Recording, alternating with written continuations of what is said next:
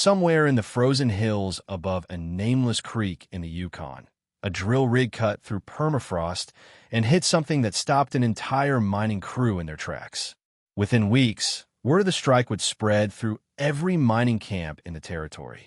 By the end of the season, people were calling it the richest ground anyone had touched in a generation. This is the story of Cole Whitman, a third-generation placer miner, and the season that turned his family claim into the center of a gold rush frenzy nobody saw coming. Stick around, because the biggest twist in this story doesn't come until the very end, and it will change the way you look at everything that happened before it. It started, as most big stories do, in a quiet way. Cole Whitman had spent his whole life on the same stretch of ground his grandfather staked back in the 1970s. Every season looked more or less like the last one. Haul dirt, run it through the plant, weigh the gold, do it again. Nobody expected this particular season to be any different. But behind the scenes, Cole had been doing something none of his crew knew about. Instead of resting during the off-season, he spent months buried in old survey records, hand-drawn maps from decades-old drilling programs, and geological reports that most people in the district had long since forgotten existed. Paper nobody had looked at twice in 40 years suddenly had his full attention. As he cross-referenced those old records, a pattern started to emerge. Cole became convinced there was an ancient buried channel running underneath ground that everyone assumed had already been picked clean. It would have been a river system long vanished that carried gold-bearing gravel and dropped it deep below the modern creek bed thousands of years ago. Most operators in the area avoided digging that deep. It cost more, it took longer, and there was no guarantee it would pay off. That's exactly why the ground had sat untouched for so long. But Cole had a hunch, and he was willing to bet real money on it. He didn't have hard proof. He had old paperwork, a theory, and a gut feeling built from a lifetime spent reading dirt. Still, he committed a chunk of the operations budget toward finding out if he was right. If the buried channel existed the way he pictured it, it wasn't just going to be a good season. It could be the discovery of his career. The only way to know for sure was to drill.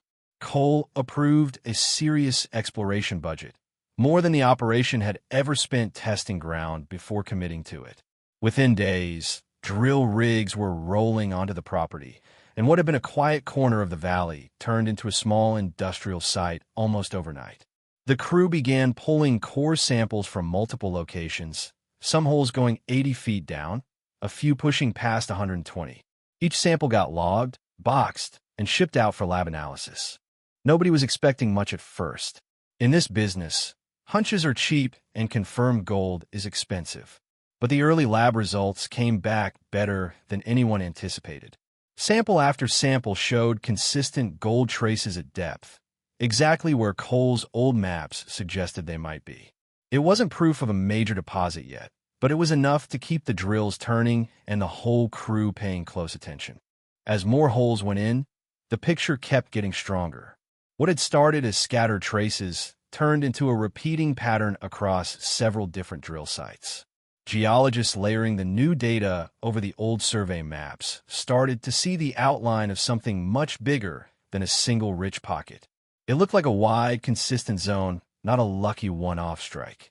That distinction matters enormously in mining, because a single rich spot might last a few weeks. A consistent zone spread across a large area can support years of production. It was around this point that people on Cole's crew started doing quiet math in their heads, and one number kept coming up in conversation. If the zone was even close to the size the early model suggested, and if gold prices held anywhere near where they'd been trading, the ground beneath their boots could be sitting on something worth in the neighborhood of $500 million. Nobody said it out loud in front of the cameras at first. It felt too big, too far ahead of what they'd actually proven. But once the number got said once, it didn't stop getting said. Cole understood better than anyone how far that number was from being real. Early estimates in this industry are built on assumptions, models, and educated guesswork. They're not the same thing as gold sitting in a truck bed. He kept reminding his crew of that, even as the excitement in camp kept climbing. But he also understood that if the early signs held up, walking away now would be the single biggest mistake of his career. So instead of playing it safe, he made the call to go bigger. Within a matter of weeks, the operation scaled up in almost every direction. New ground was opened at multiple points across the claim. Heavy equipment started arriving on flatbeds, bigger excavators, more haul trucks, additional bulldozers to keep pace with the volume of dirt they now needed to move. Cole didn't stop at digging more ground either. He knew that finding gold-bearing dirt was only half the equation. You also have to be able to wash it fast enough to keep up.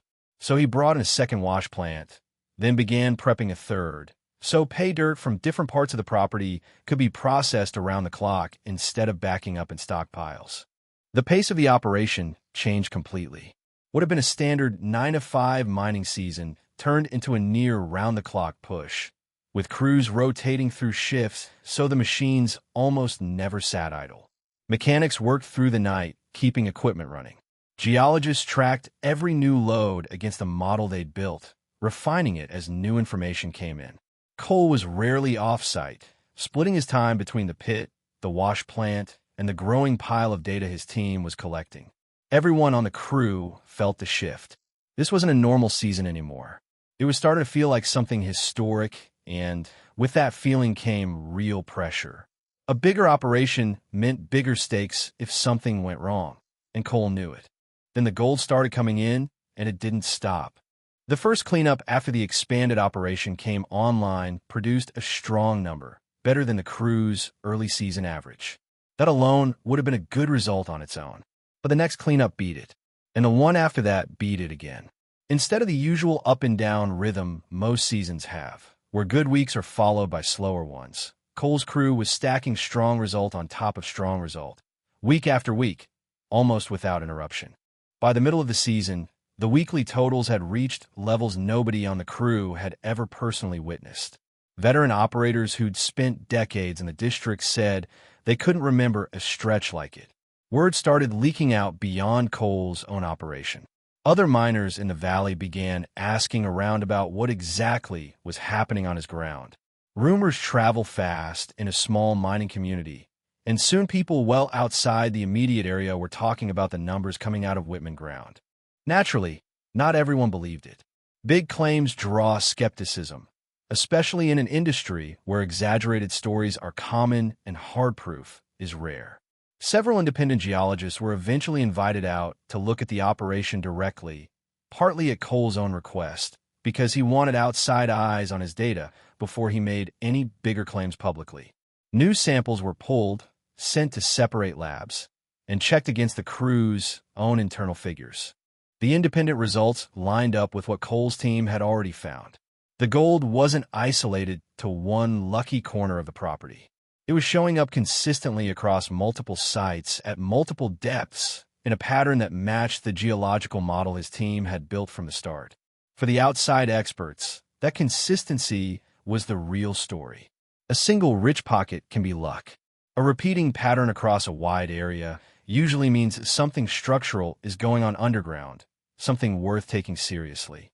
Once those outside assessments became public, interest in Cole's operation exploded well beyond the local mining community.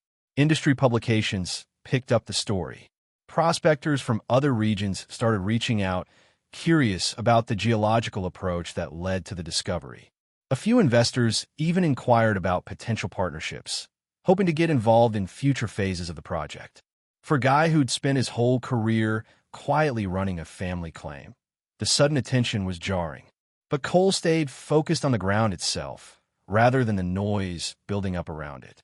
Faced with results that kept climbing instead of leveling off, Cole made another significant decision. The original plan had been to wind the season down on a normal schedule, same as always. Instead, he chose to push harder. Extra fuel was brought in to keep the fleet running without downtime. More machines arrived. The maintenance crew was put on a tighter rotation to make sure nothing slowed the pace of production. It was, by any measure, a serious gamble. Pushing an operation this hard costs real money, and if the deposit thinned out unexpectedly, that investment wouldn't come back. But it didn't thin out. If anything, the results kept climbing. Eventually, the season's cumulative gold recovery crossed the 10,000-ounce mark, a milestone Cole's operation had never hit before in its history. When the number came in during a routine cleanup, the crew reportedly went quiet for a moment before the celebration started. It wasn't just a good number. It was a marker that put the season in a completely different category than anything the operation had produced before. News of the total spread fast. Comparisons started getting drawn to some of the biggest recorded seasons in the district's history. People pointed out that direct comparisons across different eras are tricky, since gold prices and mining costs shift so much over time. But even accounting for that, 10,000 ounces from a single-family operation in one season was an exceptional result by almost any measure. With the season's production numbers locked in, attention shifted to a bigger question. How much more gold might still be sitting underground? Cole's geology team combined every piece of data collected that season, the original survey research, the drill core results, the independent lab confirmations, and the production numbers from each site into an updated model of the deposit. The goal was to get a clearer picture of just how large this zone might actually be.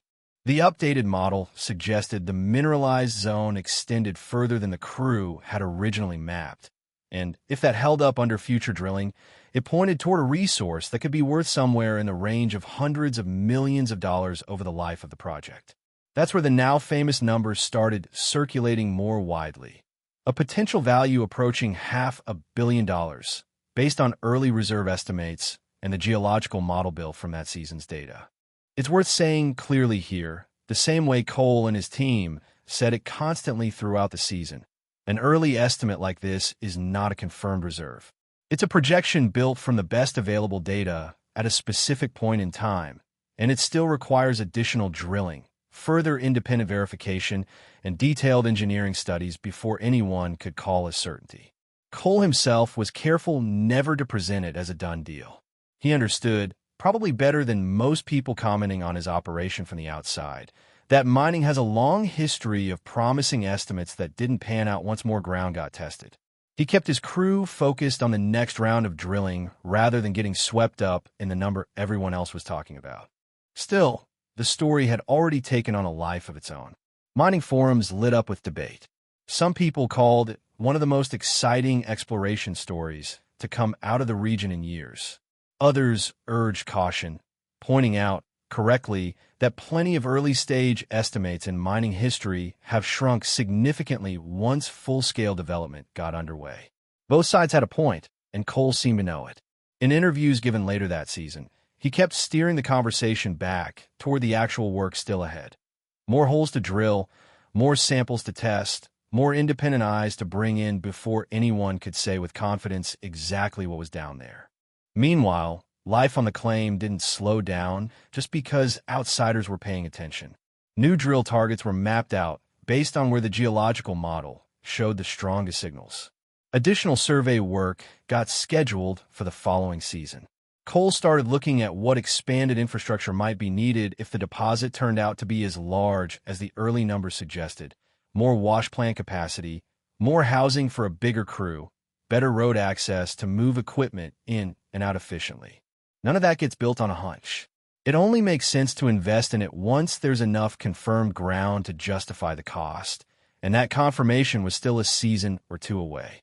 By the time the season officially wrapped, Cole Whitman's operation had gone from a quiet, generational family claim to one of the most talked-about stories in placer mining that year.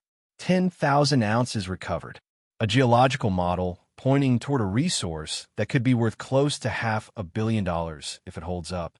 Independent experts backing the consistency of the pattern, even while stressing that full confirmation is still a ways off. It's the kind of season that either becomes a footnote people forget in a few years, or the opening chapter of something that reshapes the entire district. Which one it turns out to be depends entirely on what the next round of drilling finds. Cole knows that better than anyone, and it's exactly why he's already planning the next phase instead of celebrating the last one.